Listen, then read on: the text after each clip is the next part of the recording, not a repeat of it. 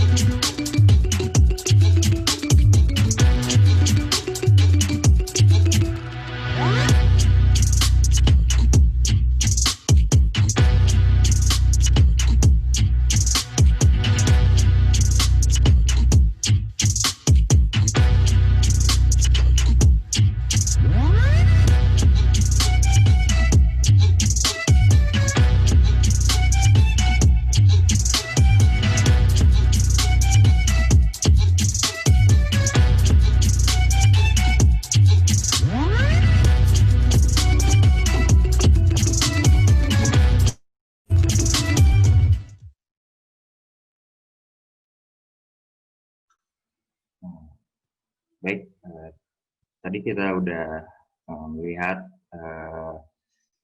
pemutaran video kilas balik perjalanan dari Dies Natalis sebelum-sebelumnya dari HMTG Mahandraga, di mana rangkaian-rangkaian acara yang telah dilakukan itu akan dilakukan juga saat ini. Salah satunya Zircon Trip 3.0. Zircon Trip 3.0 ini agak sedikit berbeda dengan Zircon Trip yang sebelum-sebelumnya karena pertama diadakan secara daring, lalu untuk pertama kalinya kita trip ke gunung api atau melihat potensi-potensi geotermal yang ada di gunung api. Selanjutnya bersama kita telah hadir Ketua Himpunan Mahasiswa Teknik Geologi Mahandraga, Mas Ananda. Diharapkan untuk memberikan sambutannya serta pesan untuk jalannya acara kali ini. Untuk Mas Ananda dipersilahkan. Iya, terima kasih Bang Ilmi atas kesempatannya. Assalamualaikum warahmatullahi wabarakatuh. Selamat pagi, salam sejahtera bagi kita semua. Yang saya hormati Pak Rio Priandri Nugroho selaku Kepala Program Studi Teknik Geologi. Lalu kepada Pak Syareza selaku pembicara atau pemateri pada sesi Zircon Trip pada kali ini. Lalu terima kasih kepada Bapak Ibu serta rekan-rekan yang telah mengikuti kegiatan Zircon Trip 3.0 ini. Tak lupa juga terima kasih kepada Bang Ilmi selaku moderator dan teman-teman panitia Zircon Trip 3.0 yang telah menyelenggarakan kegiatan ini dan menyiapkan kegiatan ini dengan baik. Pesan saya dengan semangat kekeluargaan dalam menyambut Dies Natalis ketiga HMTG Mahandraga University 3.0, semoga segala kegiatan yang diawali pada kali ini yang diawali oleh Zircon Trip 3.0 dapat membawa kebermanfaatan secara umum bagi kita semua dan secara khusus bagi teman-teman HMTG Mahandraga selaku kegiatan selaku orang-orang yang bersukacita dalam menyambut Dies Natalis ketiga HMTG Mahandraga ini. Mungkin itu saja dari saya. Terima kasih. Wassalamualaikum warahmatullahi wabarakatuh. Terima kasih kepada Ketua Himpunan Mahasiswa Teknik Geologi Mahandraga atas sambutannya. Betul sekali. Semoga acara kali ini dapat memberi manfaat yang banyak walaupun diadakan secara daring dengan cara yang berbeda. Semoga ilmu yang kita dapat itu sama seperti trip yang dilakukan secara real. Baik, yang terakhir kita beri kesempatan kepada Ketua Dies Natalis tahun ini, Dies Natalis Himpunan Mahasiswa Teknik Geologi Mahandraga yang ketiga. Waktu dan tempat dipersilahkan.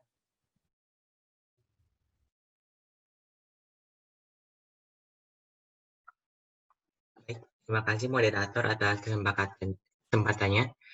Assalamualaikum warahmatullahi wabarakatuh. Selamat pagi rekan-rekan semua. Salam sejahtera bagi kita semua. Yang saya hormati Bapak Rio sebagai Program Studi Teknik Geologi Universitas Pertamina, juga Bapak Syahreja selaku pembicara pada acara Zircon Trip kali ini, juga moderator Bang Ilmi, dan teman-teman semua, selamat datang di acara Zircon Trip 3.0 kali ini, itu acara field trip virtual. Nah, dengan dibukanya acara Zircon Trip 3.0 ini, telah dibuka juga acara University 3.0, itu peringatan ulang tahun ketiga HMTK Mahanpraga. Semoga teman-teman semua, juga kita di sini bisa menyerap ilmu yang akan kita dapatkan, juga pengalaman dari pembicara kita, dan semoga kita selalu dalam keadaan sehat juga walafiat. Sekian dari saya, terima kasih. Assalamualaikum warahmatullahi wabarakatuh. Waalaikumsalam. Terima kasih kepada Ketua Dies Natalis Himpunan Mahasiswa Teknik Geologi Mahandraga yang ketiga, yaitu Mas Alvin, atas kata sambutannya. Untuk mempersingkat waktu, kali ini kita langsung lanjut saja ke pemaparan materi oleh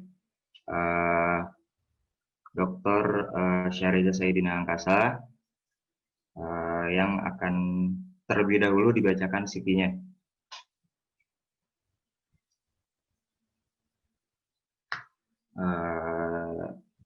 Pak Syahriza Saidina Angkasa ini telah menyelesaikan pendidikan doktor di Akita University pada 2019 lalu dengan pengalaman kurang lebih 9 tahun, yaitu 2011 sampai 2012 itu sebagai field geologist di PT Aneka Tambang, 2012 sampai 2014 itu di PT Eksplorasi Nusa Jaya Affiliate, Freeport McMoran Copper Gold sebagai Field Exploration Geologist, 2014 itu di PT Beta Resource Exploration Geologist, 2014 itu di PT Eksplorasi Nusa Jaya Affiliate Freeport McMoran sebagai Underground Geologist, lalu di 2015 sampai 2016 itu sebagai Internship and Research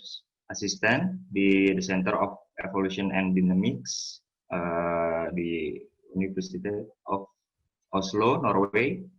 Lalu dari 2019 sampai sekarang itu sebagai dosen di program studi teknik geologi Universitas Pertamina. Lalu ada proyek yang telah dilakukan, yaitu tahun 2015, yaitu Implementation of Seed Intrusion and Characterizing their Implementation Styles. Di 2015 juga ada Characterization of Basalt Sediment Transition in North Atlantic Igneous Province. Di 2016, proyek yang dilakukan yaitu Characterization and Sulfur Isotope Systematic and Volcanic Products. Dan di 2020 sampai 2021, yaitu Paleogen Sedimentary Rock Distribution in Kalimantan.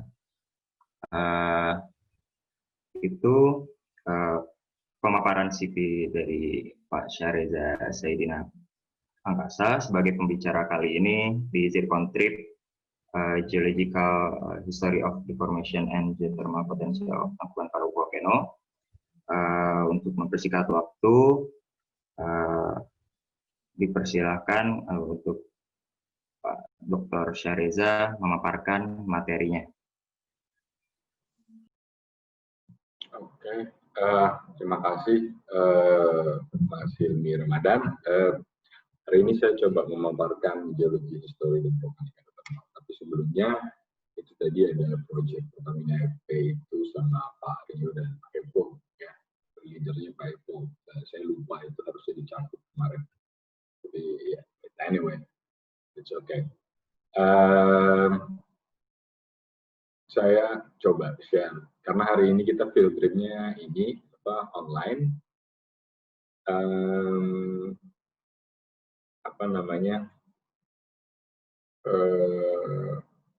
Kebetulan saya kekurangan waktu untuk mempersiapkan field trip ini, jadi kita buat slide. Apakah slide-nya sudah terlihat? Terlihat, Pak. Oke, cool. Takutnya ada yang nggak kelihatan. Jadi agak rubah sedikit nih materinya tentang geological history dan volcanic hydrothermal system di Tangkuban Perahu rather than geothermal prospect, ya. Karena saya rasa untuk geothermal volcanic hydrothermal system. Jadi basic aja, mungkin kalian juga belum begitu ngeh gitu ya. Jadi saya coba untuk membicarakan dua topik ini dengan ringkas dan padat, mudah-mudahan jelas juga. Ini outline dari presentasi saya hari ini. Pertama kali saya akan memulai dengan terminologi atau istilah-istilah. Sebelumnya saya minta maaf kalau misalnya slide-nya berbahasa Inggris, tapi saya presentasinya pakai bahasa Indonesia. Jadi terminologi, lalu kita bicara tentang Sunda Art dulu, baru kita bicara tentang geological dan volcanological background dari vulkanisme yang ada di Jawa Barat bagian utara, atau kita bilang juga rear arc volcano, pre-Sunda volcanism, Gunung Tangkuban Perahu ada Sunda volcanism, ada Tangkuban Perahu volcanism. Dan yang terakhir kita coba bahas tentang apa sih yang terjadi di tahun 2013 dan tahun 2019 di Tangkuban Perahu, dan akhirnya kita coba bicara tentang volcanic hydrothermal system di Tangkuban Perahu. Oke. Yang paling pertama adalah kita mencoba mengenalkan kalian dengan terminologi dan definisi yang akan muncul di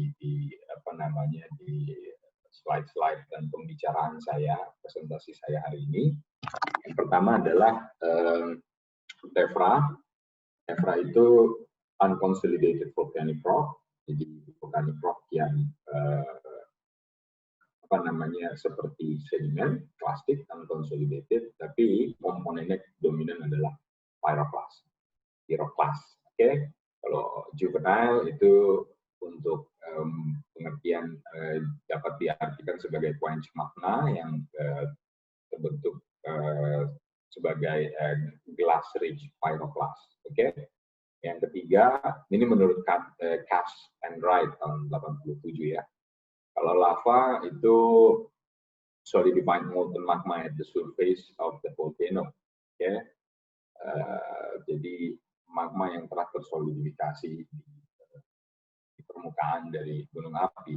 Volcanic hydrothermal, exhaust adalah zonasi di mana exhaust magmatic fluid yang exhaust dari intrusion mix dengan hydrothermal fluid. Oke. Acid sulfide itu adalah acidic alteration type yang berasosiasi dengan sulfate mineral. Phreatic dan non-juvenile eruption itu kita bicara tentang letusan gunung api yang tidak mempunyai komponen magmatik.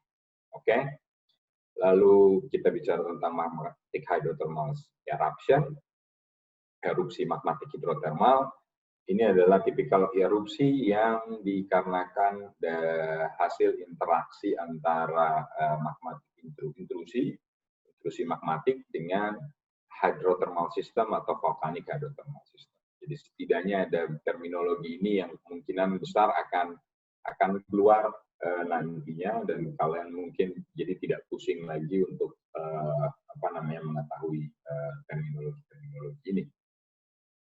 Nah, kalau kita bicara tentang Sunda Art, kalian sudah tahu bahwa kita tinggal di Indonesia, merupakan busur vulkanik art, merupakan busur gunung api, dan magmatic art dari Sumatera hingga Sunda, lalu masuk ke Banda Art. Dan kalau kita lihat di daerah timur, ada Halmahera Art dan ada Sangihe Art.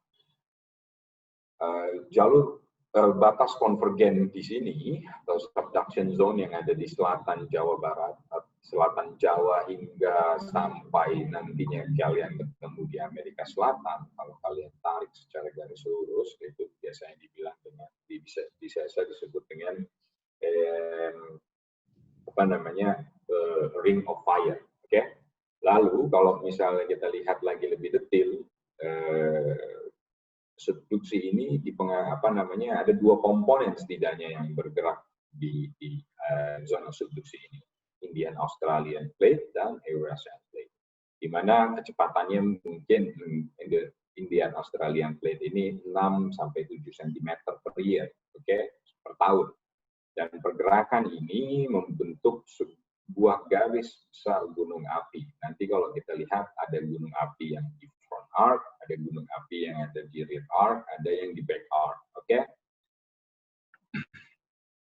Nah, kalau misalnya kita lihat lebih detail lagi, karena kita lihat mau field trip ke Tangkuban Perahu gitu ya, kita mau mencoba melihat apa yang ada di Tangkuban Perahu. Kita lihat lebih detail lagi bahwa kalau misalnya di Jawa Barat, kita punya front arc ini sekitar banyak, ya.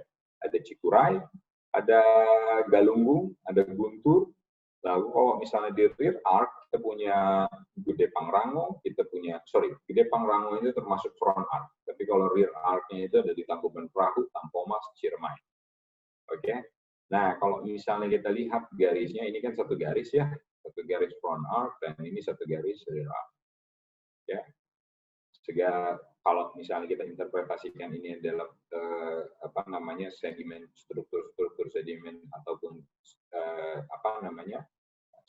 lapisan-lapisan sedimen atau struktur geologi yang berarah barat timur, berarti emang garisnya itu seperti ini.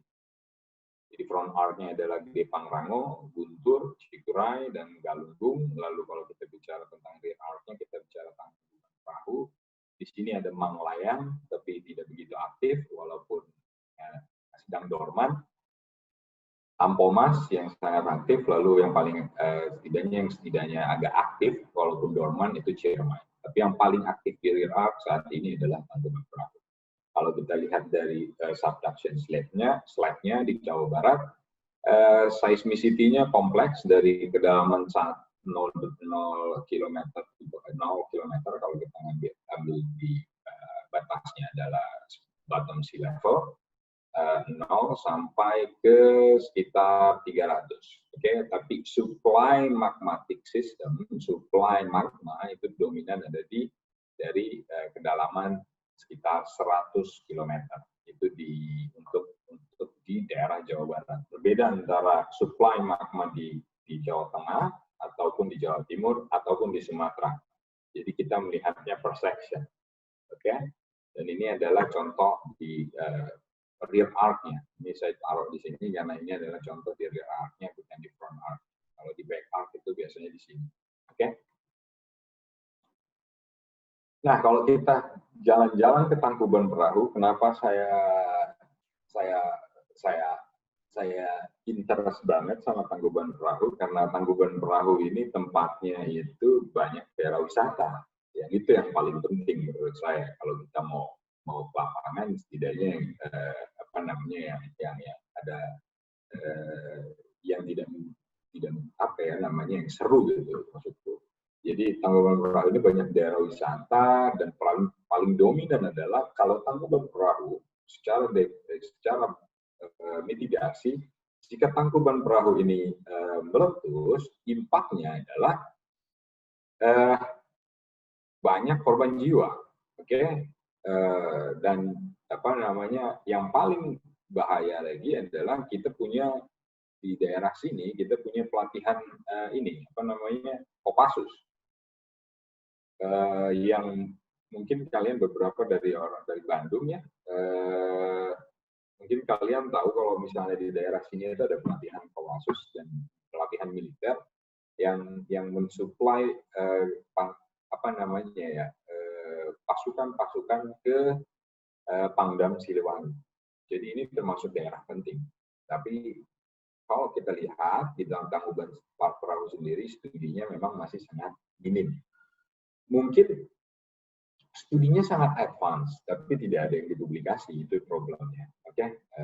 Karena mungkin itu termasuk bagian dari pekerjaan dari beberapa instansi di Indonesia. Jadi bukan suatu kewajiban untuk orang-orang yang meneliti di Tangkuban Perahu untuk mempublikasikan hasil apa yang mereka temui. Tapi intinya kalau kita lihat ada resort, ada The Ranch, ada Bandung Tree Adventure. Kalau kamu jalan-jalan ke atas juga kamu bisa minum wedang jahe dan lain-lain. Okay?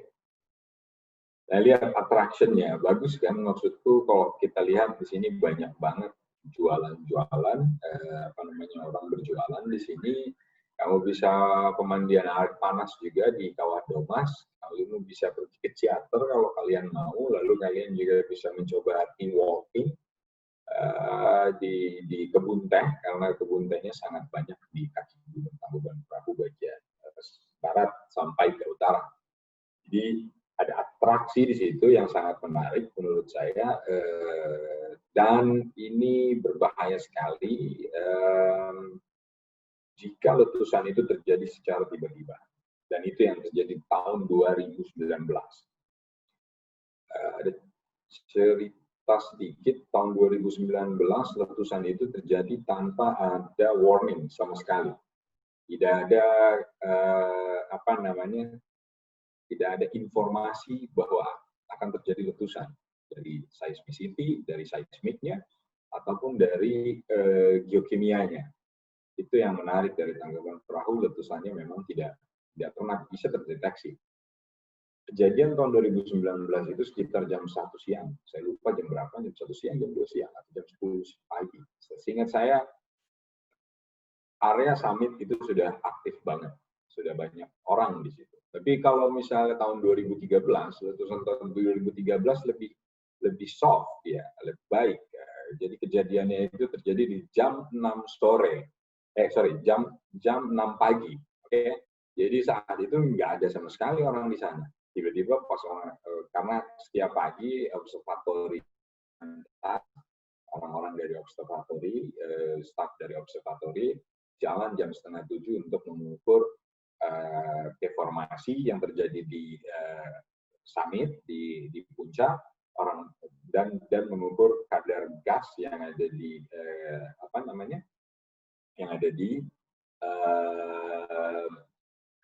yang ada di puncak dan di Kawaratu dan Kawah Domas. Itu kegiatan yang dilakukan setiap hari oleh staf. Jadi ini agak sedikit berbahaya. Jadi agak menarik untuk dilakukan studi soal perencanaan. Nah, kalau kita lihat morfologinya agak berbeda. Morfologi Tangkuban Perahu ini agak berbeda dibandingkan gunung api yang ada di Indonesia, gitu ya. Kalau misalnya kita lihat gunung api yang ada di Indonesia, semua dominan adalah stratovolcano ataupun kaldera, ya. Kalau Tangkuban Perahu ini agak berbeda. Kalau kita lihat adalah shield volcano, shield-like volcano, tapi bukan shield volcano. Kenapa? Maksudku gini. Kalau shield volcano itu biasanya dominasinya adalah lava, oke? Tapi Tangkuban Perahu itu berbeda sedikit karena dominasinya bukan lava, tapi lebih ke tuff, oke? Lebih ke volcanic ash, lebih ke lebih ke pyroclast, gitu ya. Kalau kita lihat stratigrafinya nanti, stratigrafinya itu lava tuh nggak masif, maksudku tidak sampai, mungkin tebalnya itu mungkin nggak sampai 10 sampai 15 meter, tapi yang paling banyak mendominasi ini. Dan intinya adalah, dan yang paling menarik adalah Tangkuban Perahu merupakan salah satu gunung di Jawa Barat yang kalau kita bisa bilang post caldera volcanoes yang paling aktif di Jawa Barat dan di seluruh Jawa. Salah satu post caldera volcano yang paling aktif di Jawa adalah di Kawah Ijen. Kita selalu kalau misalnya kalian pernah belajar geothermal, Manfred Hochstein itu selalu menyamakan kondisi Tangkuban Perahu dengan Kawah Ijen. Walaupun suplai sulfur ke permukaan di Tangkuban Perahu itu lebih sedikit dibandingkan supply sulfur yang ada di Kawah Ijen. Tapi sama-sama post caldera volcano, sama-sama sulfur rich volcano, sama-sama erupsinya aktif, walaupun Ijen sekarang sedang dorman. Terakhir erupsi tahun 1800 something. Secara histori ya, karena banyak letusan yang tidak tercatat oleh manusia. Oke? Nah, ini kalau kita lihat dari peta geologi yang dimodifikasi oleh Pak Pak Sutoyo dan Hadisantono tahun 1992, bahwa setidaknya kita punya beberapa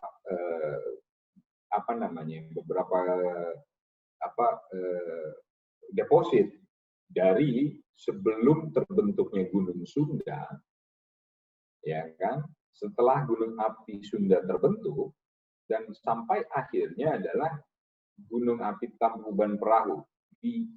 Setelah setelah Gunung Api Sunda ada setidaknya ada parasitik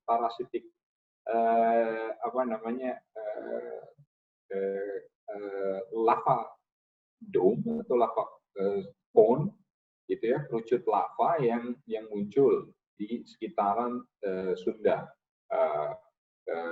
volcanic area gitu ya. Dan aliran biasanya dominannya adalah lava, piroplastik, lava, piroplastik. Ini tipikal stratovolcano. Lava, piroplastik, lava, piroplastik. Oke. Setelah kondisi ini terbentuk di Sunda, baru didendapkan letusan-letusan Tangkuban Perahu. Ada lava, tapi lava sedikit. Oke. Kalau kita lihat nanti, kita lihat ada base-nya Tangkuban Perahu, base-nya lava di Tangkuban Perahu adalah yang kalian bisa jalan-jalan pergi ke Tahura. Oke? Kalau kalian jalan-jalan ke Tahura dan kalian ketemu sama contohnya seperti ini adalah stage 1, ya kan? Ini base dari Tangkuban Perahu, base-nya. Walaupun ada base di bagian utara, ada basement-nya, itu batuan sedimen di bagian utara. Ada juga yang mengatakan bahwa di daerah Dago tersebut ada basement di mana di bawahnya itu batuan sedimen, contohnya lava saya lupa. Oke, anyway, lava nama satu lava itu dia bawahnya sedimen. Dan kalau kita bisa bilang batuan sedimennya itu adalah termasuk batuan dari batuan formasi Subang. Seperti apa yang ditemui oleh peneliti sebelum saya, Pak Nugrah Kartadinata, yang menemui bahwa ada kontak antara formasi sedimentary Subang, batuan sedimen di formasi Subang, dengan batuan iklim. Nah, ini contoh, ini adalah batuan yang dari stage 1, pre-Sunda. Batuannya viskositasnya termasuk yang paling rendah. Pak Mirzam dari ITB sudah melakukan penelitian ini di sini sangat intens menurut saya. Kalau kalian lihat, kamu bisa lihat terlihat seperti ropi, tapi bukan ropi ini. Lebih seperti kayak kertas yang terlipat. Tapi kalau misalnya orang bilang ini kayak ropi structure aja gitu. Nah, posisinya di Tahura. Lihat jaraknya berapa jauh? Mungkin sekitar 10 km. Oke, kalau sumber erupsinya ada di sini, itu berarti lavanya travel ke sini itu sekitar 10 km lebih. Oke, tapi ingat, problemnya adalah kita tidak bisa mendefinisikan bahwa lava ini benar-benar dari sini atau tidak, karena kita tidak pernah menemui ini di sini. Jadi sampai saat ini kita masih berpikir bahwa banyak lava yang ada di sini itu sumbernya dari Tangkuban Perahu. Oke, yang menarik adalah kemungkinan juga ada lava sumbernya dari Gunung Manglayang di sebelah sini. Tapi ya intinya adalah di sini bahwa stage pertama dari pre-Sunda volcano itu adalah lava flow. Oke, lava. Sebelum terjadi stage yang paling ekstrim, salah satu letusan yang ekstrim dari Tangkuban Perahu, caldera forming eruption, yang emplacement Cisarua Ignimbrite. Ignimbrite Cisarua. Berbeda Cisarua dengan adalah satu lagi nanti caldera forming eruption kedua adalah Manglang yang Ignimbrite. Tapi kita bicara dulu tentang Cisarua formation, Cisarua Ignimbrite. Cisarua Ignimbrite biasanya kalau kita lihat di sini dominasinya ini kita lihat ada Pamis, tapi juga ada accretionary lapilli. Oke, ada juga kalau kita bicara Ignimbrite dia biasanya masif. Kalau sudah jauh dari kondisinya jauh di terdeposisi di distal, biasanya dia punya pattern. ada layer-layer yang mengindikasikan pola emplacement-nya. Ini adalah stage pertama untuk pembentukan kaldera pertama. Oke, sebelum terbentuknya Gunung Sunda. Gunung Sunda dibentuk setelah stage pertama dengan emplacement dan perpindahan banyak lava flow dan pyroclastic rocks di situ. Dan umurnya sekitar 0,2 sampai 0,1 millennium. Oke, ini contoh igneous breed dari pyroclastic dari mangla yang igneous breed.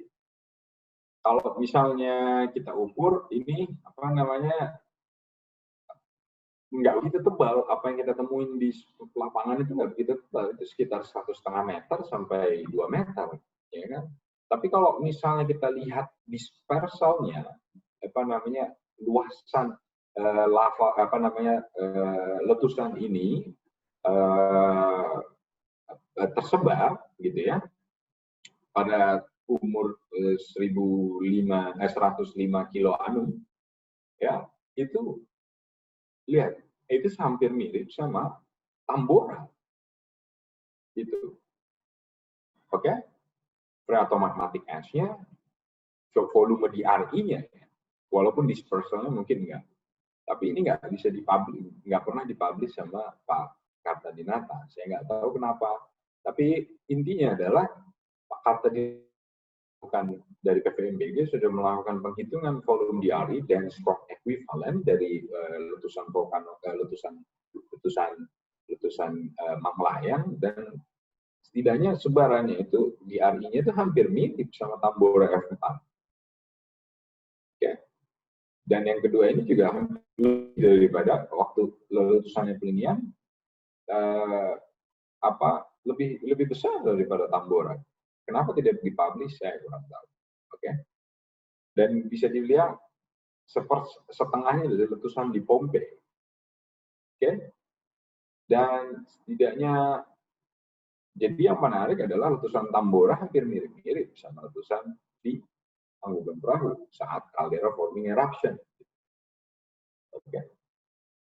Ini yang paling menarik dari stage 2. Stage 2 ada lava, tapi nggak pernah ketemu sama sekali lavanya yang mana. Maksudku, kita tidak pernah bisa mendefinisikan bahwa lava ini berdasar asalnya dari stage 2. Dari Sunda Volcano. Dari lava Sunda. Definisi lapangan yang saat ini ada itu hanya berdasarkan stratigrafi melihat dari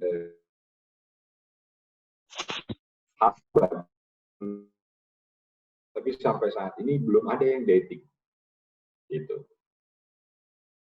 Nah, kalau kita bicara tentang stage 3, jadi ada stage pertama dan stage kedua yang masih sangat poor. Kita poorly understand apa yang terjadi di stage pertama dan stage kedua. Tapi stage ketiga namanya Tangkuban Perahu. Stage Tangkuban Perahu, apa yang kita lihat sekarang itu merupakan stage Tangkuban Perahu. Merupakan hasil dari stage Tangkuban Perahu. Kalau kalian lihat di sini adalah kaldera Gunung Sunda, ya kan? Ada di sini ada kaldera, ada kalderanya Upas, kalderanya dinding kawahnya, dinding kawah baru, dinding kawah Upas, dinding kawah Ratu. Di sini ada juga kawah Domas. Di beberapa area di sini ada beberapa krater, tapi nggak pernah terdefinisikan. Krater-krater kecil banyak di sini. Ada kawah putih, ada kawah siluman, kawah jarian, dan lain-lain, tapi nggak pernah terdefinisikan. Tidak pernah didefinisikan, tidak pernah diobservasi, gitu ya. Jadi ini adalah kalau kita lihat secara penuh bahwa ini adalah stage Tangkuban Perahu. Ya.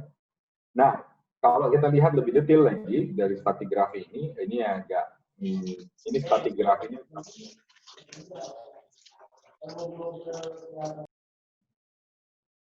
Stratigrafi yang ada di sini adalah seperti sedimen. pada intinya ini nggak bisa dilakukan karena ini saya simplify. Waktu saya studi di sini tidak stratigrafi karena yang saya teliti bukan itu. Jadi lebih simplified kalau kita lihat Presunda sampai Old Tangkuban Perahu. Jadi Tangkuban Perahu itu dibagi dua formasinya. Ada Old Tangkuban Perahu dan yang Tangkuban Perahu. Di Old Tangkuban Perahu dominan magmatik dan freatomagmatik. Tapi setelah Old Tangkuban Perahu, menurut peneliti-peneliti mostly phreatic eruption. Apakah ada freatomagmatic dan magmatic eruption? Kita belum tahu. Gitu. Di sini kita coba lihat stage di yang Tangkuban Perahu nanti, apakah ini ada freatomagmatic eruption atau ada magmatic eruption gitu ya. Kalau ada freatomagmatic eruption dan freatomagmatic eruption, freatik yang tahun 2019 itu kemungkinan bisa berbahaya juga. Maksudku bisa aja itu cuma awal dari erupsi kecil. Karena itu banyak terjadi di Jepang. Misalnya contohnya di Miyakejima, awalnya freatic eruption, tapi akhirnya tiba-tiba meletus jadi freatomagmatic dan akhirnya bisa jadi klinian. Sequence dalam waktu sekitar 8 bulan sampai 9 bulan. Oke? Nah, ini Old Tangkuban Perahu. Ini salah satu deposit di sekitar camping piknik gitulah. Jadi waktu saya ke sana, saya lagi iseng-iseng mau camping piknik itu, tiba-tiba pas saya lihat di dindingnya, kok ada outcrop gitu. Outcrop tephra yang menurut saya excellent gitu, well preserved gitu ya.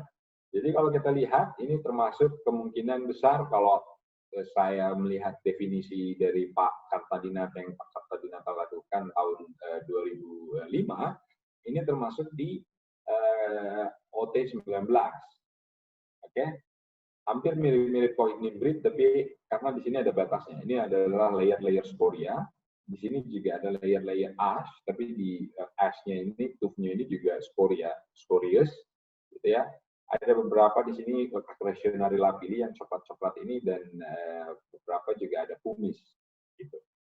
Ini salah satu contoh tephra yang bisa kita temukan di Tangkuban Perahu di bagian dekat dengan Curug Cimahi, dekat dengan rumah sakit Advent. Oke, ini salah satu tephra yang belum direcord. Ini menarik menurut saya kalau misalnya ada yang mau studi di sini, tapi menurut saya kita nggak fokus di vulkanik ya, maksudnya vulkanologi. Kita fokusnya ke geothermal system, atrasi dan geothermal system. Oke. Nah, selanjutnya kalau kita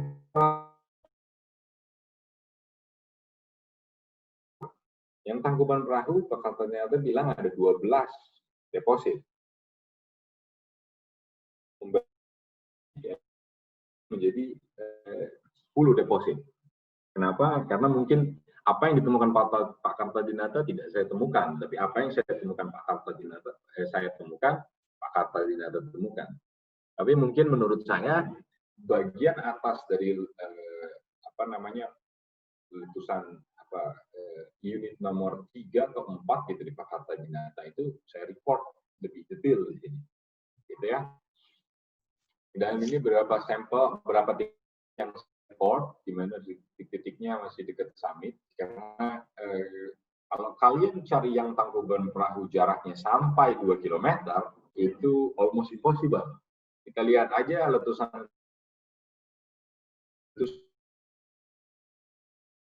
dan agak sulit untuk membedakan mana letusan yang terbaru dan yang terakhir, yang lama gitu, di Tangkuban Perahu. Karena terlalu banyak artifisial topografi, sudah banyak pembangunan dan kita agak ribet gitu kalau misalnya untuk mencari hal membandingkan bahwa ini letusan yang baru, ini letusan yang lama. Jadi saya kadang-kadang agak risih, agak terganggu dengan pembangunan tersebut karena mungkin saja ini bekas urukan dari pembangunan tersebut gitu. Nah, kalau kita lihat lagi base-nya ada layer 1 warnanya putih, ya. Layer 1 ini fine ash. Lalu kita punya layer 1B, layer 1A itu fine ash, layer 1B itu coarse ash, Layer 1C itu masih ke fine ash, tapi warnanya itu udah kekuningan. Lihat ada gradasi warna dari putih, hitam, agak kehitaman sampai ke coklatan. Ini layer 1. Hampir semuanya tephra. Ya. Dan kalau kita lihat lagi lebih detail, ada unit 4. Saya hampir sempat mengetes radiokarbon dating di sana. Umurnya sekitar 982 sampai 904 kalsium before present, yang mengindikasikan bahwa ini kejadiannya di sebelum sekitar 900 tahun yang lalu, gitu ya, sekitar tahun 1400 gitu ya, 1100 1200 gitu ya. Di layer 4 di sini, kalau kita lihat di pinggir Tangkuban Perahu, di unit 4 ini, kalau misalnya kita lihat di Tangkuban Perahu di paling atas itu, ini agak tebal. Ada unit 3, unit 2, unit 3, dan di paling atas ini ada unit 4. Nah, kalau kita lihat jaraknya mungkin sekitar 1 km dari Kawah Ratu, itu layer 4 itu sangat tipis gitu. Sangat tipis. Nah, ini layer 3-nya juga sangat tipis gitu. Coklat, persis. Sama seperti ini. Sangat tipis. Dan kita bisa temukan ini, yang paling menarik adalah, nanti menariknya adalah, waktu deposisi ini belum keras. Masih tephra. Tapi entah kenapa, pas sudah jadi, padahal umurnya masih 1000 tahun. 1000 tahun, sedangkan layer pertama saja, itu masih bisa diambil sampelnya. Oke? Ataupun ignimbrite yang 500.000 tahun saja masih loose, ya kan? Tapi kalau ini sudah keras, kenapa seperti itu? Saya juga nggak ngerti kenapa, tapi ada yang aneh di sini. Kalau misalnya saya cuci tephra ini dengan air panas, tiba-tiba muncul buih-buih yang aneh dan seperti ada serabut-serabut. Padahal aslinya nggak ada. Kita tes serabut-serabut tersebut, ternyata ada gypsum di situ. Gypsum yang mengeraskan tephra ini. Entah kenapa gypsum itu bisa terjadi, tapi gypsum itu mineral gypsum itu mengeraskan si tephra tersebut. Lalu kalau misalnya kita bicara lagi tephra di sini yang unit 3 dan beberapa unit di unit 4, ini menariknya adalah ada charcoal. Indikasi mengatakan bahwa kalau misalnya kita punya charcoal yang bisa kita ukur carbon datingnya, indikasinya berarti kan temperaturnya sangat panas. Asumsinya kalau misalnya charcoal tersebut, kalau misalnya igniting, titik bakar dari si charcoal atau kayu tersebut itu sekitar 200 sampai 300 derajat Celcius, berarti asumsinya adalah tephra ini, atau kita bisa bilang salah satu deposit pyroclastic surge yang ada di Tangkuban Perahu, ini ya, temperaturnya tinggi, gitu. Bukan low temperatur, tapi high temperature pyroclastic surge. Berarti temperaturnya tinggi dan memiliki wetness yang tinggi, gitu. Maksudku, pyroclastic surge semua orang tahu, gitu ya, pasti punya terjadi karena proses turbulensi. Ada model deposisi turbulen. Kondisinya itu biasanya wet kalau udah turbulen gitu ya, dan temperaturnya tinggi. Nah, ini salah satu indikasi bahwa kita punya high temperature pyroclastic surge di Tangkuban Perahu, which is dangerous. Maksudku, kalau letusannya jadi segini aja sekitar di ini aja di saat ini aja kita record 25 cm gitu ya. Sekitar 5 meter gitu ya, dengan temperatur 300 derajat Celcius. Orang-orang yang ada di sana yang lagi jualan, kalau misalnya tiba-tiba letusannya terlalu ekstrim seperti ini, bagaimana? Gitu. Dan pyroclastic surge ini dengan indikasi turbulensi seperti ini, otomatis dari explosivity index itu nggak mungkin TAA-nya itu explosivity index-nya itu 1 atau 2, pasti sekitar 3 atau 4. Dan biasanya peratomagmatik itu VAE-nya itu sekitar 3 sampai 4. Jadi saya masih kemungkinan besar ini adalah letusan elektromagmatik. Sampai saya nanti kita lihat, ini adalah unit 7. Waktu saya ke lapangan, saya penasaran, ini persis di bawah kalau misalnya kita bisa bilang itu namanya warung-warung ya. Terus dibilang warung-warung di situ, saya pikir ini urukan ataupun mungkin meratakan area Tangkuban Perahu di taman parkirannya itu dibuang ke sini. Ternyata enggak, karena di bawah di daerah sebelah sini kita lihat itu layer persis, ada layer di antara ada layer tefra lain menerus sampai Kawah Domas gitu. Dari chord-nya ada, nanti saya coba kasih lihat, tapi saya belum bisa kasih lihat sekarang. Lalu ini layar 8. Layar 8 ini yang paling agak menarik menurut saya, karena ini persis banget di samping kawah gitu ya.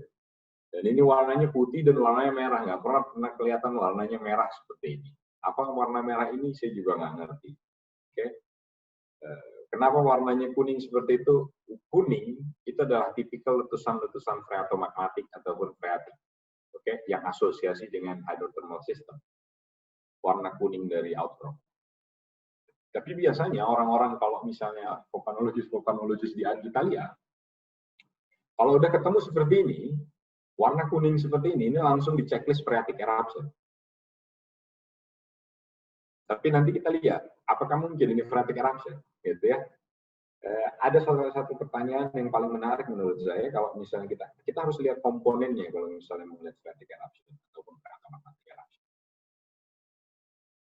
Nah ini distribusinya nggak terlalu banyak, karena kenapa saya bikin petanya ini, ternyata nggak ketemu ini di luar daripada Kawah Domas. Nonsense. Nggak ada ketemu sama sekali. Benar-benar nggak ketemu sama sekali. Itu yang saya aneh. Sampai saat ini saya masih aneh. Tapi di daerah-daerah sini saya masih ketemu. Terakhir saya pemetaan kemarin tahun 2019, itu saya masih ketemu di daerah sini.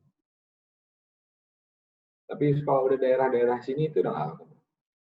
Dan pyroclastic surge yang tadi saya bilang, saya buat, distribusinya aneh, nggak merata. Hanya cuma ada di sini, kalau saya pemetaan di sebelah sini, dia nggak ada sama sekali, dan distribusinya itu seperti kayak menjari gitu, lobe seperti itu.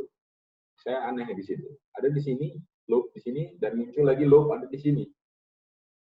Ini belum diupdate datanya. Ini ada lobe di sini, ada lobe di sini, ada lobe di sini. Gitu. Jadi kayak distribusi itu mengikuti topografi yang agak lebih tinggi gitu dibandingkan topografi yang lebih rendah. Maksudku, dia tidak masuk ke sungai-sungai yang saya lihat. Seperti itu ya. Ini yang saya lakukan di tefranya.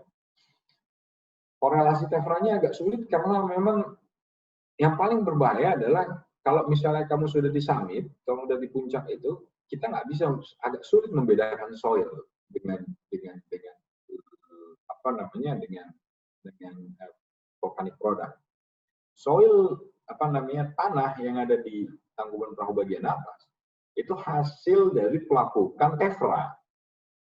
Cenderungannya kalau tefranya lapil itu, gitu ya. Yang lapil ini belum lapuk, tapi yang tuff, yang ash itu ya, itu udah pasti lapuk gitu. Jadi itu yang paling menarik dari pemetaan phreatic eruption gitu, guna pemetaan letusan-letusan kecil. Apalagi kalau letusan kecilnya di summit, adanya di puncak. Jadi ini salah satu stage. Nah, yang kita pengen tahu kan, lalu kita pengen tahu nih, apa sih, benar nggak sih yang dibilang Pak Kartadinata? Semuanya phreatic eruption, oke? Pertanyaannya, lalu kita coba dong cari solusinya. Solusi pertama, we should estimate the tefra distribution to define the explosivity index, ya kan? Kita harus bangun isopaknya, kita harus bangun isomap-nya gitu ya, isomasnya, peta isomasnya, kita harus bangun apa namanya Evra calculation buat apa namanya menghitung volumenya gitu ya. Jadi pada intinya kalau misalnya kita bicara tentang salah satu paper dari Piley tahun 1989, simpelnya adalah semua tevra akan secara eksponensial secara eksponensial akan menurun thickness-nya, ketebalan tevra itu akan menurun secara eksponensial jauh dari sumbernya. Semua orang juga udah tahu itu. Maksudku kita berbicaranya secara saintifik gitu ya.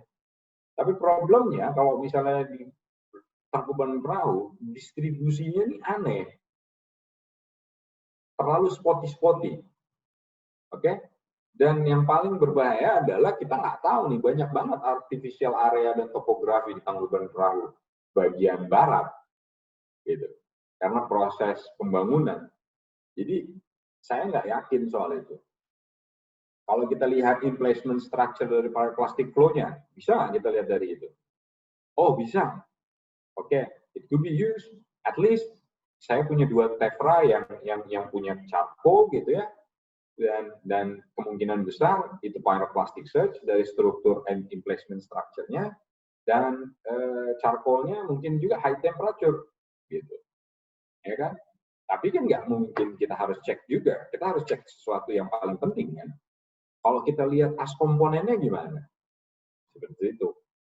Nah, waktu itu saya berpikir Catherine Cashman dari University of Bristol sama Pardo dari Massey University di New Zealand mulai start buat research tentang debu vulkanik gitu ya. Gimana kalau kita coba ikutin approach-nya Catherine Cashman untuk mendefine mana phreatic, mana phreatomagmatic, ya kan? Catherine Cashman bilang kalau punya 10% phreatomagmatic, 10% magmatic juvenile, whether itu sporia, pumice, ataupun glassy particles, itu udah pasti phreatomagmatic. Pardo bilang 10% 10% juvenile belum tentu phreatomagmatic. Oke, saya jadi ngambil sebelah link. Oke, saya ngambil rata-rata deh, mungkin 15% sampai 20% itu phreatomagmatic. Lalu saya coba hitung 2000 as komponen. Dan saya coba define dari petrografinya. Akhirnya yang saya dapat, malah unit pertama dan unit ketiga itu sedikit banget phreatomagmatic, magmatic juvenile. Unit pertama ini yang paling dominan. Kalian lihat sendiri kan ada layer gelap di sini. Lalu ada layer lagi, unit 4 ini semuanya juvenile ini terlalu ekstrim banget naik. Oke, ekstrim naiknya. Akhirnya turun, dan akhirnya ada gelas. Hanya kristal. Hanya kristal. Kristal. Ini biasa di Tangkuban. Ini biasa. Komponen kristal paling banyak itu biasa di phreatomagmatic. Kalian bisa temukan phreatomagmatic. Di Taal pun seperti itu. Di Taal di Tapi yang paling pertama kita coba teliti adalah free kristalnya ini apa? Balik lagi kita harus balik ke petrografi. Oh sorry, kita ngobrolin dulu nih. Ini ada glass, ini komponen glass ya. Ini ada komponen oksidize-nya, dan ini ada komponen magmatic juvenile. Oke? Ini adalah komponen magmatic juvenile. Ada 2 tipe magmatic juvenile di error.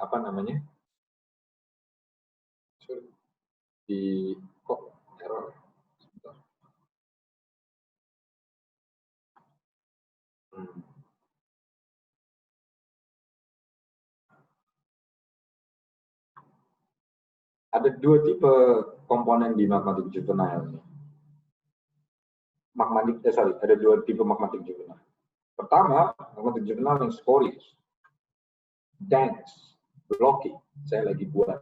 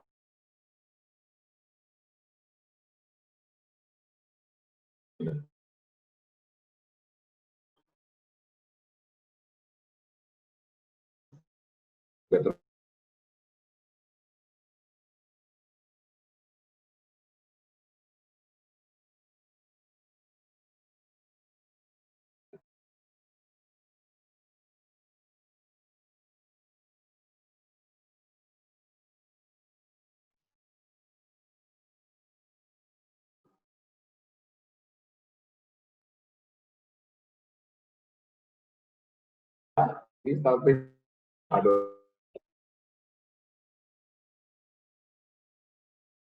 kuat dengan quartz biasa, geothermal quartz itu biasanya mozaik. Ternyata kemungkinan besar magmatik juvenile ini juvenile fresh, oke, fresh banget. Kita nggak punya alter juvenile, nggak ada alterasi yang terjadi di juvenile. Asumsinya berarti waktu kita lihat di beberapa unit tersebut, ini tipikal phreatomagmatic eruption. Oke, phreatomagmatic eruption terjadi. Tapi apakah phreatomagmatic eruption aja?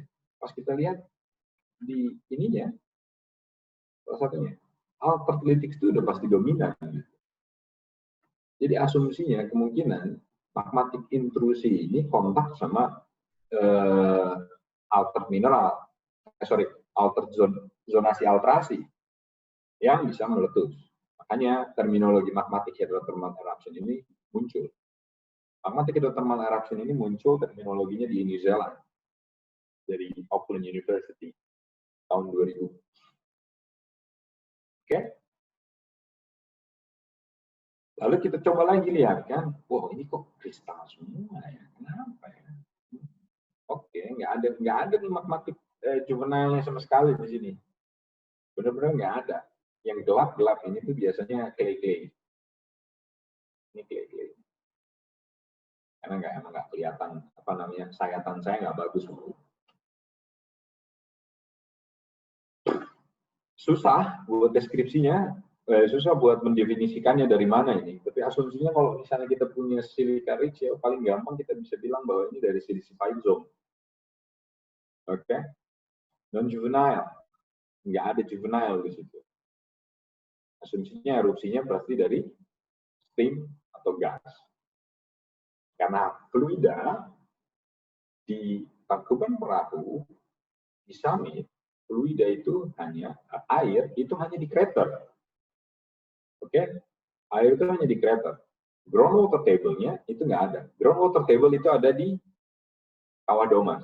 Kalau kalian lihat beberapa artikel geofisika, kalian bisa lihat bahwa groundwater table, groundwater itu exist di Kawah Domas. Nggak pernah exist di Kawah Ratu saat ini. Oke, jadi interpretasinya seperti itu. Nah, gimana sih tahun 2013 sampai 2019? Ini krater waktu itu saya ambil. Krater ini, kawah ini adalah kawah hasil letusan tahun 2013, ya kan? Yang kawah ini Ilmi Ramadan ambil di letusan tahun 2019. Krater 2013 hampir posisi sama di krater 2013 sama 2013 dan 2019 posisinya mirip, hampir mirip, tapi jadinya posisi kraternya agak lebih luas, ya kan? Seperti itu. Nah, kita lihat tahun 2013. Tahun 2013 ini udah pernah dibahas debu vulkaniknya, sama karena kita nggak bisa lihat sejarah erupsi kalau misalnya cuma melihat dari tevranya aja gitu ya. Dan tahun 2013 tevranya almost impossible kalian bisa menemukan tefra tahun 2013 di Tangkuban Perahu. Saya nggak ngerti kenapa, memang nggak ada aja gitu. Saya pun dapat sampelnya pun dikirimin sama Mbak Dini. Nah, lihat perbedaan. Kalau kita lihat artikelnya Mbak Dini ini mendefinisikan morfologi dari debu vulkanik ya, pakai fractal dimension gitu ya. Karena pertama kali ini dibuat sama beberapa orang, pioneernya Catherine Kasman, tapi banyak improvement. Nah, Tangkuban Perahu, misalnya contohnya ya, ini contoh di Tangkuban Perahu. Saya nggak pernah meneliti morfologi gitu, jadi saya ambil dari Piani aja. Ini tipikal, saya nggak tahu artikel ini sudah membagi antara alter class, alter hidrothermal yang debu vulkanik yang telah teralterasi hidrothermal, atau debu vulkanik yang ini magmatik juvenile-nya. Tapi kalau dilihat dari stereomakroskop gitu ya, ini hampir mirip dengan magmatik juvenile. Oke, hampir mirip. Oke, karena pecah-pecah seperti ini. Kalau misalnya biasanya kalau misalnya ada debu vulkanik yang as gitu ya, yang alter gitu ya, itu yang debu vulkaniknya yang blocky ya. Terus kita bisa bagi dari convectivity dan soliditasnya. Oke. Lihat posisi Tangkuban Perahu ada di mana? Ada di sini. Oke. Indikasinya, kalau misalnya kita mau interpretasi data solidity dan convectivity, itu ada dua parameter yang paling bisa kita lihat di sini ya. Parameternya adalah soliditas. Ini non-juvenile atau juvenile. Oke. Kalau misalnya konvektivitas, juvenile-nya vesiculated, atau asnya itu vesiculated, ada vesikulnya atau tidak. Kalau kita lihat pelut, mana sebaran pelut? Kalau ada vesiculated, udah posisinya pasti agak di bawah. Oke. Kalau misalnya solid, biasanya ada di sini, dan konvektivitinya biasanya dia angular, gitu ya, konvektivitasnya 1, meaning itu angular, itu posisinya di atas. Oke, ataupun angular ataupun subrounded dan lain-lain, itu ada di atas posisi. Tidak ada vesikular. Nah, Tangkuban Perahu posisinya di sini. Gitu. Oke, ini dari debu vulkaniknya, ya kan? Dan ini udah pasti kalau kita lihat aja ini pasti pyroclastnya atau juvenile-nya. Otomatis tahun 2013 ini kemungkinan hidrothermal. Oke. Yang kontak dengan hidrothermal system. Yang membuat piroklasnya itu seperti ini. Saat dia kontak, piroklasnya seperti ini. Gimana tahun 2019? Oke, ini sampel baru diambil ya beberapa hari lalu, beberapa minggu lalu. Kita lihat punya layer di sini ada fine ash, coarse ash di sini layernya. Ada layer fine ash lagi, ada layer coarse ash, ada layer fine ash di atasnya. Coarse ash-nya lihat dari gravitic. Oke, kita coba lihat dari binocular microscope. Kita punya period dan quartz di sini dan aluminium. Kalau misalnya kalian belajar tentang hydrothermal system, kalian tahu kalau ini agak menarik gitu ya. Nah, kalian bisa lihat di sini ada juvenile. Ini salah satu contoh juvenile. Tapi juvenile warnanya putih banget. Kenapa ya? Oh, ternyata juvenile-nya alter. Oke. Tapi ada nggak juvenile yang nggak alter? Gitu ya, nggak alterasi. Oh, ini ada juvenile yang nggak alterasi. Warnanya biasanya juvenile di Tangkuban Perahu yang nggak alterasi itu warna hitam. Oke. Hitam pekat gitu. Dan kalau misalnya kalian ukur gelasnya pakai beberapa alat gitu ya, itu biasanya komposisinya komposisi gelasnya itu basaltik. Gitu. Jadi hampir mirip. 2013 sampai 2019 ini masih hampir kemungkinan besar masih magmatik hydrothermal. Oke. Terus magmatik hydrothermal. eruption. Terus kita masuk ke volcanic hydrothermal.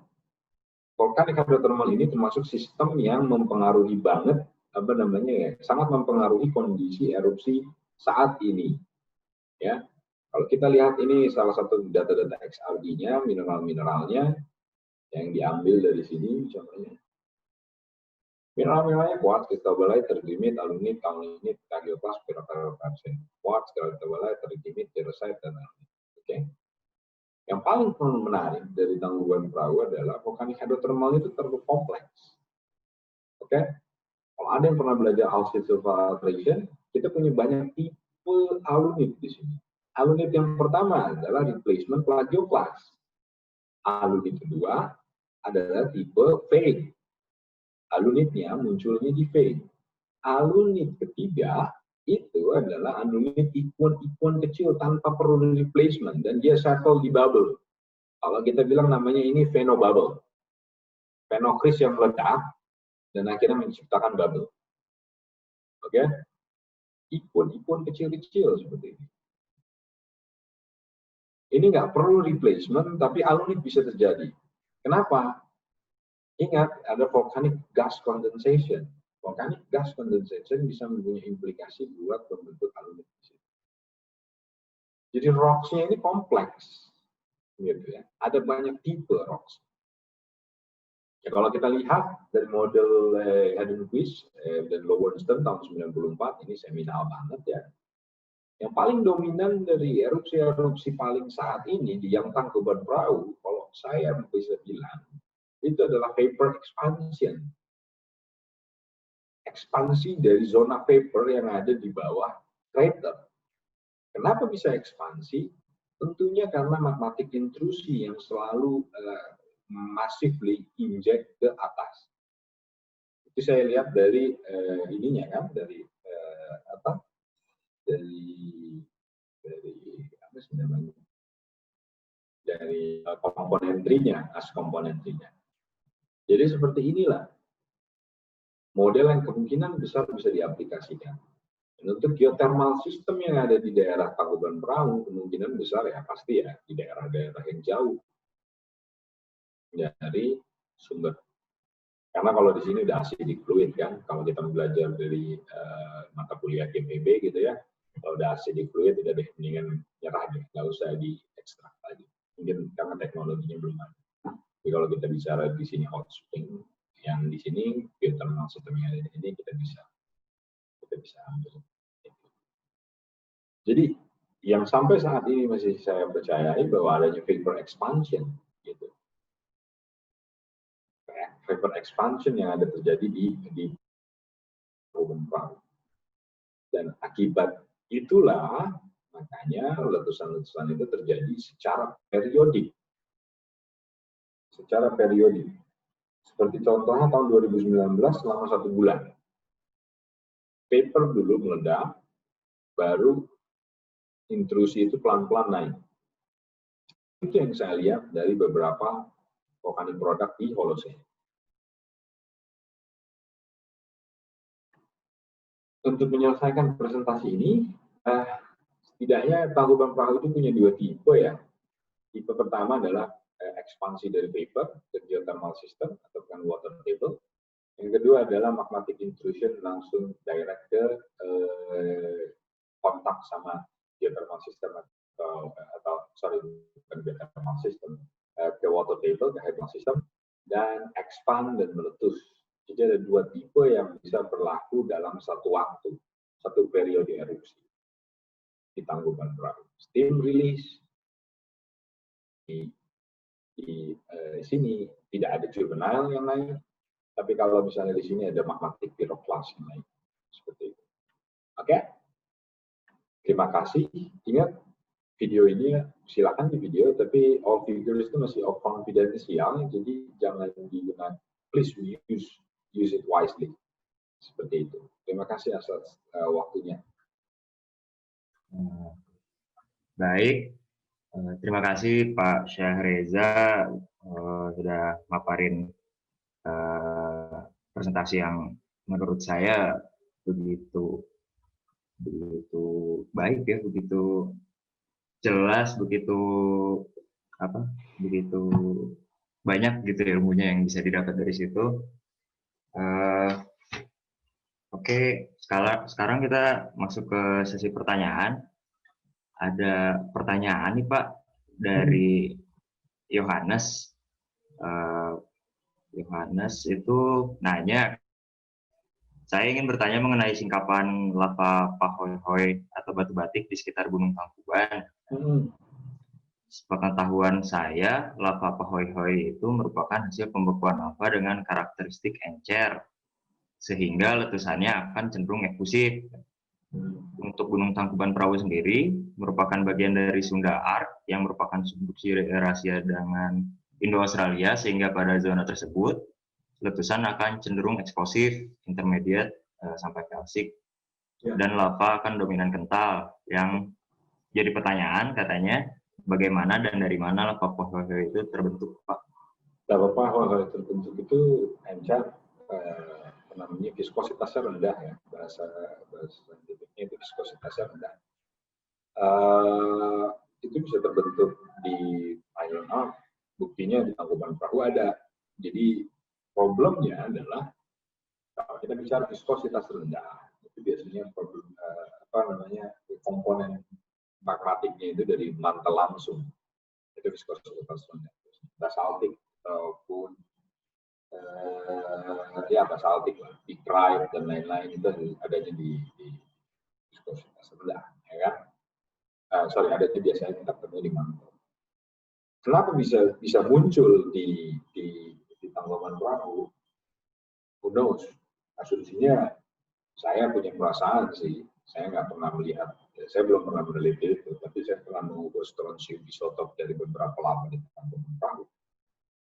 Kontinental,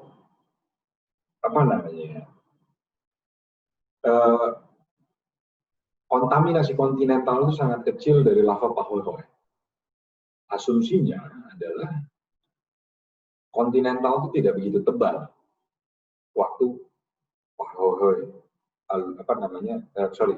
kemungkinan besar Pahoehoe itu nggak pas naik gitu, dia tidak pas lava encer yang di lava batik tersebut pas letusannya eksplosif terjadi itu tidak terjadi kontaminasi ekstrim dari kontinental yang bisa diperkirakan kemungkinan kontinental itu tipis gitu. Jadi magmatik diferensiasi itu tidak begitu bergerak dengan tidak begitu bekerja di situ, dan akhirnya sampai ke permukaan pun masih si lavanya masih berviskositas rendah gitu, karena proses magmatik diferensiasinya tuh rendah banget itu Mas. Kalau itu saya lihat dari data, saya ambil kesimpulan dari data strontium isotop yang saya lakukan. Ini nge-trigger saya buat nanya juga nih Pak. Jadi pertanyaan pancingan juga karena baru satu orang juga yang nanya gitu. Apa mungkin gitu Pak,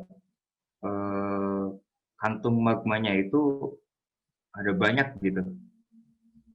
Jadi beda-beda tingkatannya gitu. Ada yang di kontinental, ada yang agak lebih bawah gitu. Jadi diferensiasinya yang di bawah nggak terlalu kencang gitu Pak. Oh mungkin banget. Kalau misalnya kayak gitu itu mungkin banget. Dan itu yang common terjadi di Island Arc ya.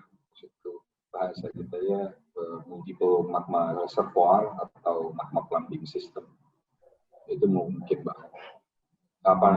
Itu udah common. Itu pengetahuan yang common dari tahun 2010. Kalau kita punya magma plumbing system. Jadi ya sangat mungkin juga gitu. Ada kemungkinan juga gitu ke situ. Iya, ada kemungkinan di situ, tapi belum pernah ada yang neliti itu. Maksudku belum ada yang pernah neliti itu di Tangkuban Perahu. Makanya penelitiannya masih kurang detail gitu ya. Maksudnya belum banyak peneliti yang ngedetilin itu ya kayak. Mungkin udah banyak ya. Tapi permasalahannya gini, mereka melakukan penelitian kan bersama instansi ya, yang tidak perlu mempublikasikan penelitian tersebut gitu. Saya yakin mudah di PVMBG. Mereka punya informasi tentang itu, tapi mereka tidak punya kewajiban untuk mempublikasikan data yang mereka dapat. Itu aja sih sebenarnya problemnya. Jadi yang independen misalnya independen gitu ya agak kesulitan. Oke, ada pertanyaan lagi dari yang lain mungkin?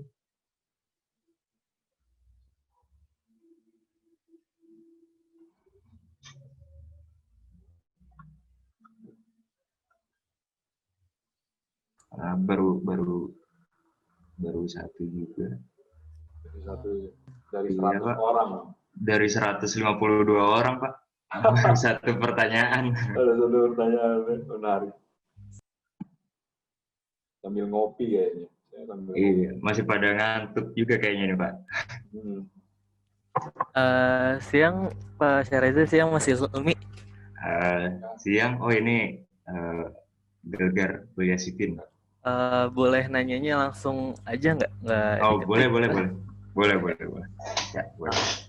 Iya Pak, tadi saya pas Pak Syareza ngejelasin, saya sempat dengar Pak Syareza bilang kalau misalkan di Jepang itu pernah dari letusan dari freatik terus menjadi freatomagmatik sampai akhirnya jadi magmatik. Nah itu faktor yang mempengaruhi apa ya Pak? Terus tandanya dia dari freatik bisa jadi freatomagmatik itu gimana gitu? Supaya kita tahu itu cuma emang beneran freatik sekali aja atau itu trigger jadi freatomagmatik itu kayak gimana ya Pak? Terima kasih. Banyak ya, maksudku kayak gini ya. Contoh ada dari 2 gunung yang pernah saya baca dan pernah lihat di sana sendiri gitu ya. Contohnya adalah letusan di Miyake-jima tahun 2010. Depositnya itu dari freatik ke freatomagmatik, balik lagi ke freatik. Kenapa? Gimana bisa kita lihat? Pertama pastinya kita bisa lihat dari letusannya, dari indeks eksplosivitasnya, ya kan? Tapi kalau misalnya di Jepang tuh membagi antara freato dan freatomagmatik itu sangat, maksudku mereka orangnya kan sangat fundamental banget ya. Kalau kita misalnya bicara tentang freatik dan freatomagmatik, mereka selalu fundamentalnya adalah letusan freatik itu kalau misalnya tidak punya magmatic juvenile ataupun pyroclast ataupun gelas gitu. Karena freatomagmatik otomatis kan ada quench magma, ya kan, ekstrim gitu. Maksudku dari magma yang molten naik ke atas kena air dan akhirnya berubah langsung jadi gelas, ya kan. Itu namanya quench magma. Dan makanya bisa jadi ash, bisa jadi ukuran debu vulkanik sampai ke permukaan adalah karena gas dari magma tersebut selalu expand sehingga makanya gelas yang sudah terbentuk di situ pecah. Nah, depositnya biasanya kelihatan dari freatik itu non-juvenile sampai non-juvenile sampai non-juvenile. Di Shimoedake itu mendefinisikan bahwa dia freatik dan freatomagmatik sama seperti yang saya lakukan tahun 2016, namanya di Shimoedake tahun 2016, Suzuki dari Waseda University. Ya, dari Waseda. Terus tahun 2000 berapa lagi ya? Tahun 2000 Kabuchino Erabujima namanya, ada gunung namanya Kabuchino Erabujima. Saya masih di sana sekolah.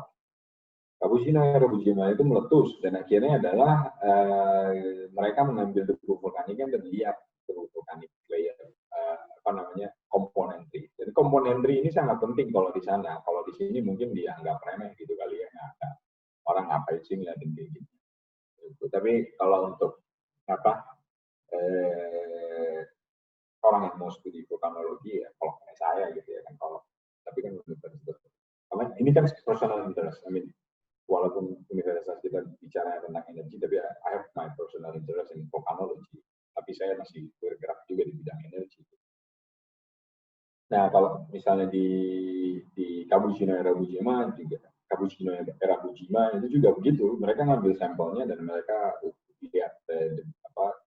lihat di bawah stereo mikroskop. Karena itu cara yang paling benar gitu. Paling bukan paling benar, tapi lebih mereduce uncertainty paling tepat gitu daripada kita ambil sampelnya, kita ukur geokimianya gitu. Karena apa namanya, kita ukur geokimia kalau misalnya alter vulkanik semua gitu ya, non juvenal, itu nggak akan mencirikan apa-apa. Seperti itu, Mas. Jadi kita lihat, ambil sampelnya, kita biasanya ambil sampelnya setelah meletus gitu ya, 6 bulan setelah reda letusannya, kita ambil sampelnya, baru kita ukur, kita lihat di mikroskop. Kalau untuk gimana bisa melihatnya real time, itu pakai geofisik tentunya. Contohnya, tapi kadang-kadang geofisika itu bagus sekali untuk real time. Jadi waktu kejadian itu bisa merecord kondisi. Tapi kalau saya lebih sukanya yang lebih ke long term. Maksudku untuk predicting kapan sih kira-kira mau meletus lagi. Jadi dari geofisika misalnya mau recordnya, biasanya seismicity-nya naik. Apa namanya, ada vol A, volcanic A, volcanic B, itu tipikal yang kita pakai di Indonesia dan juga diterapkan di Jepang untuk seismicity. Kalau misalnya apa namanya seismiknya begini, itu berarti volcanic A, seismiknya bentuknya seperti ini, volcanic B. Nah itu bisa ke-record.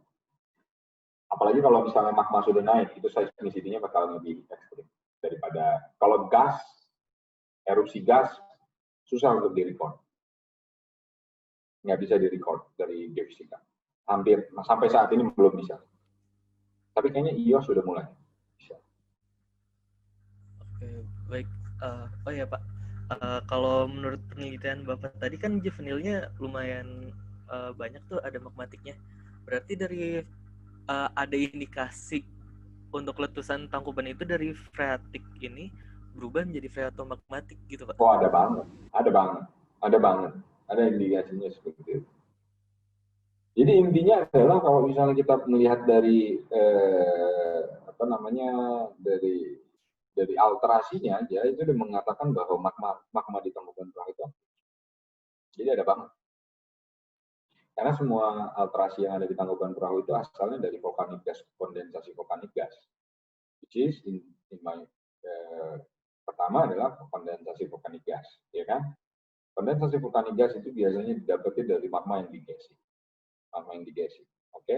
Lalu pas meletus, pas magma itu naik ke atas, apa namanya? Kalau misalnya ada injeksi magma baru gitu ya, dari pumping baru gitu, dari reservoir yang baru, akhirnya disturb, akhirnya meletus lagi.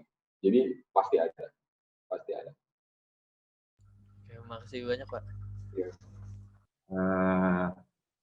Oke, udah jelas ya, Mas Gelegar, atas jawabannya. Ini ada pertanyaan lagi, Pak. 3 pertanyaan sekaligus. Alhamdulillah udah pada bangun sekarang. Yang tadi pertanyaan ketiga sekarang itu dari Pangeran. Katanya terima kasih atas presentasinya yang sangat menarik.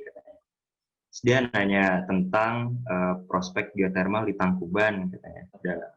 Dalam segi energi, apakah sebenarnya Tangkuban Perahu ini prospek atau tidak, Pak, untuk segi energi gitu. Terus apakah udah ada studi atau eksplorasi yang menuju ke sana di Tangkuban Perahu?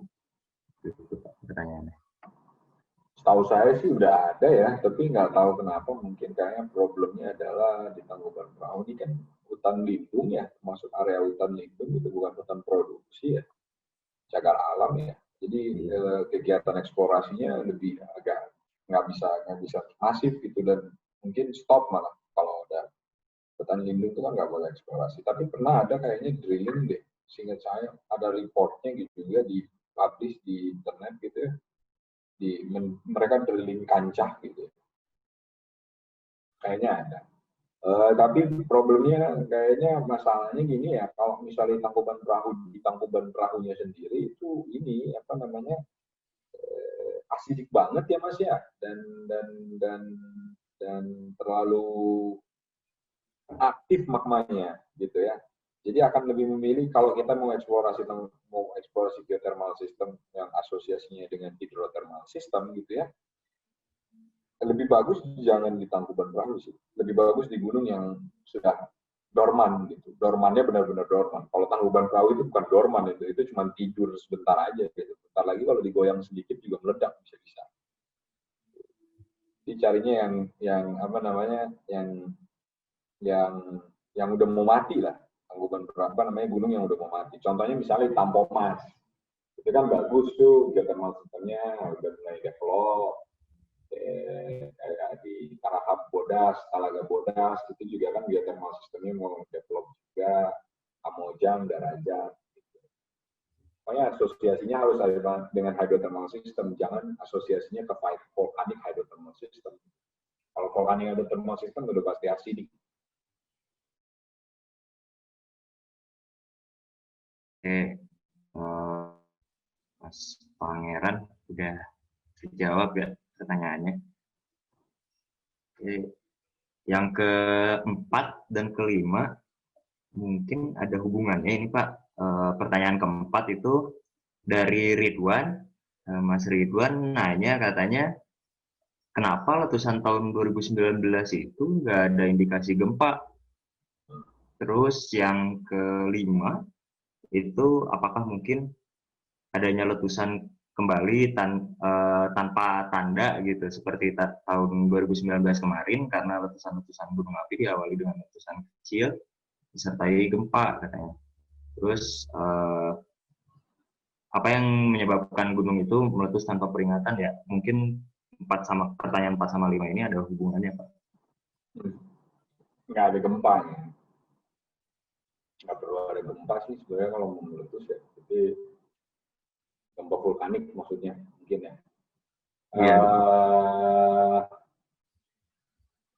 Kenapa nggak ada gempa? Karena letusannya kebanyakan dari vapor expansion, ekspansi dari gas di bawah permukaan Tangkuban Perahu. Itu letusan Tangkuban Perahu ya.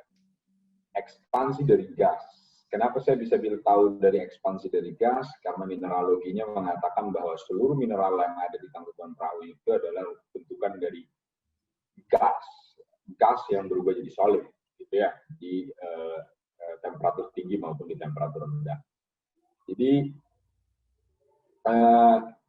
ya tadi itu saya bilang karena nggak apa namanya, udah pasti nggak akan ada gempa di situ. Tapi ada deformasi, tentunya pasti ada deformasi. Gempa nggak ada, tapi deformasi itu ada. Contohnya deformasinya. Kalau misalnya kalian pergi ke Tangkuban Perahu, ada indikasi yang paling menarik adalah suara dengungan itu akan lebih kencang kadang-kadang jika musim hujan dibandingkan musim kering. Dengungan dari Fumarol ataupun dari Solpatar gitu ya, suara dengungan keluarnya gas dari gas Fumarol atau gas dari Solpatar gitu ya, itu suaranya pasti lebih kencang dibandingkan dengan saat musim hujan dibandingkan musim kering. Itu tandanya bahwa memang aktivitas ekspansi dari gas itu agak lebih ekstrim jika ada supply air dari air yang dari luar gitu, maksudnya dari air hujan. Itu udah tipikal banget ya. Kalau di Tangkuban Perahu kalau lagi musim hujan itu biasanya suara dengungan itu akan lebih kencang. Dan biasanya kalau gas itu nggak pernah menunjukkan gempa bumi, gitu. Tidak pernah menunjukkan gempa bumi atau gempa vulkanik. Seismicity-nya juga kadang-kadang juga nggak record, gitu ya. Yang paling bisa record adalah dari gas. Itu pernah dilakukan oleh Dvorak tahun 1990.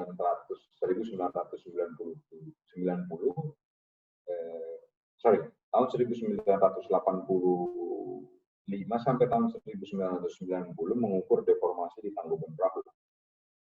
Sebelum meletus tahun 1987, tubuh batuan Tangkuban Perahu itu bergerak sekitar 1 cm atau 2 mm gitu, mengembang. Jadi koordinatnya itu bergeser sekitar 1 cm atau 1 mm gitu, saya lupa. Silakan aja baca papernya di Dvorak tahun 1990. Nah, itu biasa common. Kalau misalnya sebelum meletus biasanya gasnya terlalu besar gitu, volume gas terlalu besar di bawah tangkuban perahu, akhirnya harus expanding, jadi tubuh tangkuban perahu agak mengembang sedikit. Kalau dia setelah meletus dia akan menurun lagi. Nah itu udah tipikal banget untuk tangkuban perahu. Jadi dari gasnya ya Pak ya, peningkatan gas. Untuk Mas Ridwan sama Mbak Windy mungkin udah terjawab pertanyaannya ya. Jadi yang tadi dijelaskan Pak Reza, mungkin nggak akan ada gempa, nggak selalu ada gempa gitu di letusan freatik gitu. Terus pertanyaan ke-6 Pak dari Mbak Talita, izin bertanya katanya, mohon koreksi juga, apa mungkin gunung tangkuban perahu dapat men-trigger pergerakan sesar lembang? Terima kasih. Berat ya pertanyaannya ya. Ya mungkin aja juga ya, saya nggak tahu juga, kayak mungkin ya. Kalau misalnya reservoir magmanya besar, mungkin ya, bisa. Tapi kalau reservoir magmanya kecil gitu ya, nggak mungkin sih. Tapi ya mungkin sih bisa. Ya kalau misalnya letusannya caldera forming eruption udah pasti inilah tangkuban sesar lembang pasti entah jadi sesar normal atau sesar naik atau jadi sesar mendatar mungkin. Tapi yakin bisa lah. Tapi kalau untuk letusan-letusan dengan volcanic explosivity index cuma 2 sampai 3 ya saya rasa sih enggak. Tapi kalau misalnya seperti explosivity index-nya itu 6 sampai 8 gitu ya, udah yang katastrofik banget, paroxysmal gitu. Nah, itu udah bisa benar. Bisa kalau misalkan erupsinya kayak Prasunda atau erupsi Sunda ya Pak ya, Plinian ya, gitu ya. Plinian. Ya, dan sekarang udah susah ketemu tangkuban perahu nggak mungkin erupsi Plinian lagi ya. Nah, ya mungkin sih, tapi kecil kemungkinannya, nggak pernah record dari zaman Belanda. Oke, pertanyaan selanjutnya dari Bayu Aji, Pak. Ingin bertanya mengenai alterasi yang terjadi, Pak. Apa keberadaan pirit tersebut yang tadi ada di slide yang berbarengan dengan alunit? Apakah pirit tersebut selalu hadir pada setiap daerah alterasi di kawasan Gunung Tangkuban Perahu? Enggak. Jadi pirit enggak selalu. Biasanya pirit sama alunit itu biasanya terjadi karena adanya disproporsionasi antara sulfur yang reduce dengan sulfur yang oxidize. Jadi SO2 dan SO2 nya berubah menjadi H2SO4, eksaknya berubah jadi SO. Jadi SO tetap jadi S2 minus. Gitu. Jadi bisa jadi bikin pirit. Jadi nggak harus, kalau sulfur seperti itu selalu pirit dan alunit itu biasanya asosiasi dengan SO2 disproportionation, dan membuat SO2 disproportionation itu harus dengan adanya groundwater. Biasanya groundwater itu yang berpengaruh untuk membuat alunit dan pirit. Jadi kalau misalnya kamu ketemu di kawadomas alunit dan pirit, ya common, karena kamu lihat aja di paper geofisika, ada beberapa paper geofisika mengatakan groundwater itu ada di kawadomas. Oke, Mas Bayu udah kejawab ya pertanyaannya. Ada yang mau bertanya lagi? Waktunya masih sekitar 9 menit lagi. Masih 9 menit lagi buat bertanya.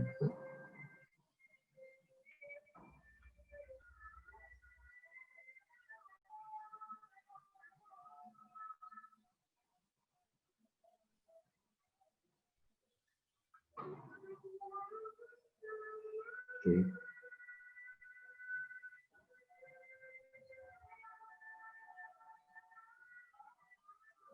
Mungkin udah kali ya Pak ya? Ya, Dari apa-apa. 147. Udah, Oke. nggak apa-apa kalau misalnya memang udah nggak ada yang pertanyaan. Mungkin pusing kali, terlalu expert kali. Atau Menurut saya terlalu jauh. Menurut saya seru sih Pak. Iya. Jarang gitu kita bahas gunung api gitu secara mendalam kayak sekarang gitu. Iya sih. Oh ya Pak, kalau nggak ada yang nanya, saya mau nanya dong Pak satu Boleh, pertanyaan. Implikasinya terhadap eksplorasi mineral itu apa sih Pak? Implikasinya terhadap eksplorasi mineral ya, menarik.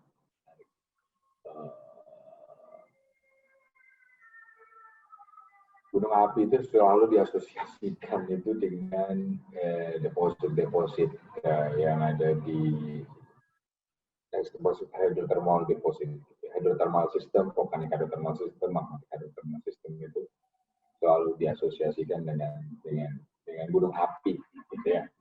Jadi biasanya kita menyamakan apa yang ada di gunung api dengan hydrothermal system, apa namanya, magmatic hydrothermal system. Nah, dengan kita mengerti permasalahan problemnya gini. Kalau misalnya kita lihat semua deposit emas yang ada di Indonesia atau deposit baru yang ada di Indonesia, asosiasinya biasanya dengan pleistocene volcanism. Jadi kalau misalnya kita mau samakan hasil pengukuran apapun yang ada di Indonesia, di gunung api saat ini, ya, kemungkinan hasilnya tidak akan sama dengan hasil geokimia yang ada di masa pleistocene atau ya pleistocene. Jadi kita bisa mereduce uncertainty aja gitu. Kemungkinan besar memang ada terjadi pembentukan hydrothermal power system di bawah tangkuban perahu, itu aja sih implikasinya pembentukannya. Contohnya misalnya salah satu deposit di Lihir deposit namanya di Papua Nugini gitu ya. Itu kalau misalnya kalian pernah lihat, kalian search nanti di Google, itu ya depositnya itu sangat dekat dengan geothermal prospek dan geothermal yang sudah dijadikan power plant setahu saya. Jadi memang deposit emasnya itu banyak dan dekatan gitu, dan memang berarti ada asosiasi antara geothermal system dengan atau gunung api dengan hydrothermal system. Jadi itu implikasinya sih sebenarnya. Berarti ada potensi juga gitu di Tangkuban Perahu, mungkin karena umurnya yang cukup tua gitu ya Pak ya? Mungkin. Karena di sekitar Tangkuban Perahu kan pernah ada eksplorasi emas juga dari. Ya. Di Bune Negara ya Pak? Bukan negara. Daerah Cupu Negara. Oke. Kayaknya nggak ada pertanyaan lagi nih Pak. Jadi saya mau langsung bacain aja kesimpulan dari trip kita hari ini ke Tangkuban Perahu yang sangat menarik gitu. Pertama, kesimpulannya itu Tangkuban Perahu adalah gunung api dengan atraksi wisata yang menarik dengan ancaman bahaya yang besar. Yang kedua, Tangkuban Perahu sendiri telah mengalami 3 tahap erupsi. Yang pertama itu erupsi Rasunda, produknya itu lava flow dengan igneous break Cisarua. Yang kedua, tahap kedua itu yaitu periode erupsi Sunda, ditandai dengan adanya igneous break Manglayang, tapi lava flow-nya belum teridentifikasi dengan baik. Lalu yang ketiga itu ada Old Tangkuban dan yang Tangkuban Perahu, yang masing-masing itu hasil produknya itu dari hasil erupsi freatik dan freatomagmatik gitu. Terus yang keempat itu yang tadi saya lihat gitu, pada Tangkuban Perahu muda peningkatan kristal semakin banyak ke layer yang lebih muda ya Pak ya. Ya. Lalu yang keenam, model sistem hidrotermal di Tangkuban Perahu itu ada dua, yaitu adanya ekspansi uap dari intrusi magmatik, lalu yang kedua adanya kontak dengan water table. Ya. Oke, itu 6 kesimpulan dari zircon trip kali ini. Terima kasih atas kesediaan Pak Syahreza untuk menjadi pembicara di Zircon Trip 3.0 kali ini. Walaupun kita mengadakannya secara daring, tapi alhamdulillah dari pertanyaan-pertanyaannya masih kelihatan semangat gitu Pak. Nggak beda jauh sama kita ke tempatnya langsung gitu. Ya. Gitu aja. Terima kasih Pak Dr. Syahreza telah mengisi Zircon Trip kali ini. Untuk itu saya tutup Zircon Trip kali ini dengan ucapan hamdalah, alhamdulillahirabbil alamin, telah terlaksana dengan baik, dengan lancar.